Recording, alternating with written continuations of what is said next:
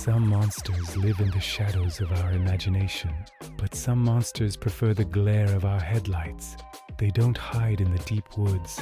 They stand by the side of the road, watching, waiting, and perhaps warning us. Between November 1966 and December 1967, the small town of Point Pleasant, West Virginia, became the epicenter of the impossible. A winged being with glowing red eyes began to haunt the outskirts of the town. It wasn't just a sighting. It was a dark shadow that fell over the entire community, accompanied by strange lights in the sky and visits from men who didn't seem human. Thus, when the terror ended, a bridge collapsed and 46 lives were lost. Was the creature a predator, or was it a silent messenger trying to tell the town that their time was running out? Welcome to the Unknown Archive.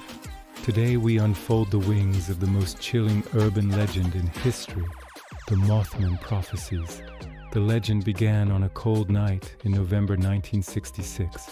4 young people were driving near an abandoned World War II TNT plant outside of Point Pleasant. In the darkness, their headlights hit something that stopped their hearts. Standing near the gates of the plant was a man-sized creature, about 7 feet tall, with a wingspan that filled the road. It didn't have a head in the traditional sense. Its massive, glowing red eyes were set directly into its chest. The witnesses sped away, hitting speeds of 100 miles per hour. But the creature didn't just watch them leave. It took flight, gliding effortlessly above their car, keeping pace without even flapping its wings. They arrived at the police station, white with terror. Sheriff Charlie Patterson saw the fear in their eyes and knew they weren't joking. He went to the TNT plant that night, but found nothing but the cold West Virginia wind. The next morning, the local paper published the story. They called it the Mothman. Over the next year, over 100 people in the area reported seeing the same thing. Farmers, housewives, and local officials all described the red-eyed man. In the Unknown Archive, we look at the psychological weight of these sightings. People didn't just see the Mothman, they felt it. They described a sense of pure evil and an overwhelming feeling of dread that lingered for days. But the Mothman wasn't the only guest in Point Pleasant. The town was suddenly crawling with what people called the Men in Black. These weren't government agents. They were strange men with olive skin and robotic movements who asked bizarre questions about the sightings. They drove brand new black Cadillacs and often didn't know how to use common items like a pen or a fork. One of the most famous encounters involved a man named Indrid Cold, a tall, grinning figure who claimed to be a traveler from another world. Was the Mothman an alien pet? A biological experiment gone wrong from the TNT plant? Or a harbinger of death from a parallel dimension? As the sightings peaked, the town's infrastructure began to fail. Telephones would ring with nothing but static and high-pitched shrieks. Televisions would flicker with strange symbols. It felt as if the fabric of reality in Point Pleasant was thinning. Local journalist Mary Heyer and researcher John Keel became the keepers of these stories.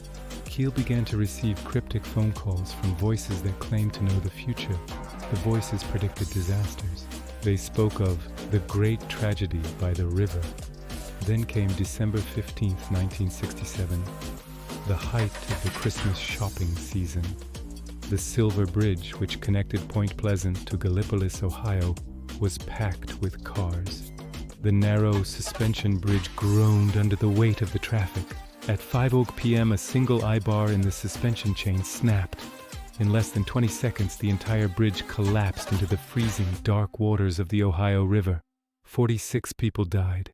Many were never found, claimed by the river's deep currents. After the collapse, the Mothman vanished. The sightings stopped as abruptly as they had begun. The official cause of the collapse was a structural defect, a small crack that had gone unnoticed for years. But the people of Point Pleasant knew better. They believed the Mothman had been there to warn them. Or perhaps its very presence had caused the catastrophic failure. In the Unknown Archive, we analyzed the Mothman pattern. Similar creatures have been reported before major disasters all over the world. Reports of a black bird of Chernobyl surfaced in 1986, weeks before the nuclear reactor exploded. Sightings of a winged man were reported in New York City before the 9/11 attacks. Is the Mothman a fixed point in time? A creature that feeds on the energy of impending tragedy? Skeptics have a different theory. The sandhill crane. They argue that the witnesses saw a large bird, perhaps a crane that had wandered off its migratory path. Its eyes would reflect red in the glare of a flashlight. But would a crane follow a car at 100 miles per hour? Would a crane cause a town-wide psychological crisis? And what about the glowing eyes? Witnesses said the eyes were like bicycle reflectors, glowing with their own internal light even when no car lights were on them. John Keel believed the Mothman was an ultra-terrestrial, a being from a dimension that overlaps our own, appearing only when the barrier between worlds is compromised.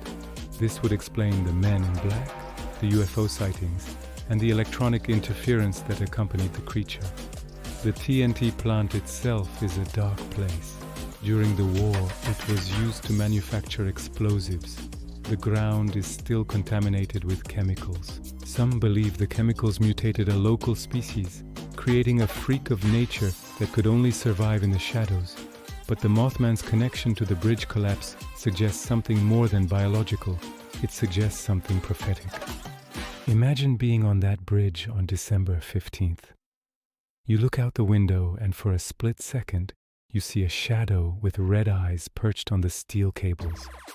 Seconds later, the world disappears beneath you.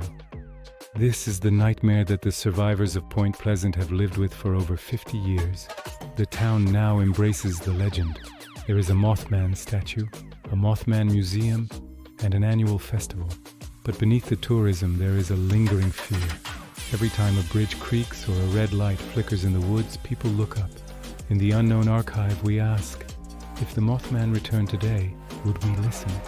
Or would we dismiss the warnings as a hoax, just as the authorities did in 1966? The creature represents the ultimate other, a being that exists outside our laws of biology and physics. Its wings don't flap because it doesn't fly like a bird. It glides through the air like it's being pulled by an invisible string. This suggests a mastery over gravity, similar to the UFOs reported in the same area. The men in black who followed the sightings were obsessed with the bridge. They kept asking witnesses if they had seen the creature near the water. They knew what was coming, and they did nothing to stop it. This cold observational nature is what makes the Mothman story so disturbing. It's a tragedy that was watched from the sidelines by something inhuman. Let's look at the grinning man, Indrid Cold. He appeared to a salesman named Woodrow Derenberger on a highway. Cold didn't speak with his mouth. He spoke directly into Derenberger's mind. He told him, "We mean you no harm." But the collapse of the Silver Bridge suggests that their presence is at the very least a harbinger of harm. Is it possible that these beings are time observers? They show up at the moments of greatest human suffering to collect data, like tourists at a disaster site. The Mothman sightings are some of the best documented in the history of the paranormal. The sheer number of witnesses makes it impossible to ignore. It wasn't just the kids at the TNT plant. It was the local fire chief. It was the mayor's friends. They all saw the red eyes. They all heard the sound, a high-pitched squeak like a giant mouse. The Silver Bridge was replaced by a new, sturdier bridge, but the old one's ghost still hangs over the Ohio River. Every Christmas, the town remembers the 46, and they remember the Birdman who watched them fall. The TNT area is now a wildlife preserve. It's overgrown with weeds and filled with crumbling bunkers. It's the perfect place for a legend to hide, or for a portal to wait for the next time it's needed. The Mothman Prophecies taught us that some mysteries have a body count. It blurred the lines between UFOs, cryptids, and ghosts, creating a unified theory of the paranormal. In the archive, we keep this file near the top. It serves as a reminder that the unknown isn't always neutral. Sometimes the unknown is a warning. The red eyes of the Mothman are a permanent fixture in the American nightmare. If you see them, don't look for a camera, look for an exit, because wherever the Mothman goes, the shadows follow. Point Pleasant is quiet now, but the river still flows, and the secrets are still buried in the TNT soil. 13 months of sightings, 46 deaths, One winged shadow. Thank you for joining us at the Unknown Archive. Do you think the Mothman was a warning or the cause of the disaster? Let us know in the comments and stay curious.